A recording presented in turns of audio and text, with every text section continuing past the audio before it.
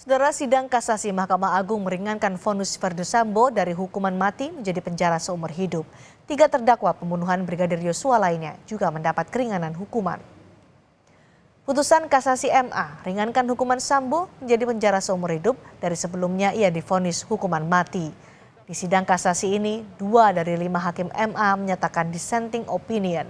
Sebelumnya di Pengadilan Negeri Jakarta Selatan, Verdi Sambo divonis hukuman mati. Putusan banding di Pengadilan Tinggi menguatkan putusan Pengadilan Negeri itu. Sementara hukuman istri Verdi Sambo, Putri Chandrawati, juga diperingan menjadi 10 tahun penjara dari sebelumnya 20 tahun penjara. Terdakwa Verdi Sambo, SH, SIK, MH, putusan PN, pidana mati, putusan PT, menguatkan, amar putusan kasasi, tolak kasasi penuntut umum dan terdakwa dengan perbaikan kualifikasi tindak pidana dan pidana yang dijatuhkan.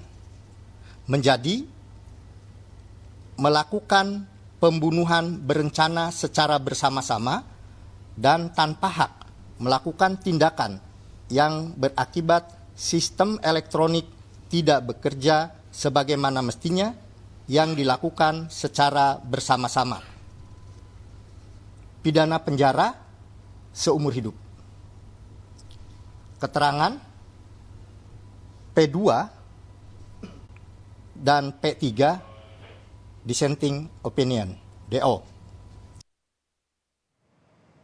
Mahkamah Agung mengurangi hukuman para terdakwa kasus pembunuhan berencana Brigadir Yosua Huta Barat. Verdi Sambo yang sebelumnya divonis hukuman mati di Pengadilan Negeri Jakarta Selatan dan diperkuat Pengadilan Tinggi, saat di MA diringankan hukumannya dengan penjara seumur hidup.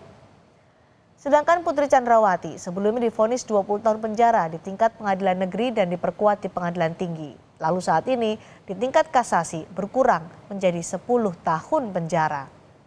Sementara Riki Rizal yang divonis 13 tahun penjara di Pengadilan Negeri dan Pengadilan Tinggi, saat kasasi di Mahkamah Agung hukumannya menjadi 8 tahun penjara.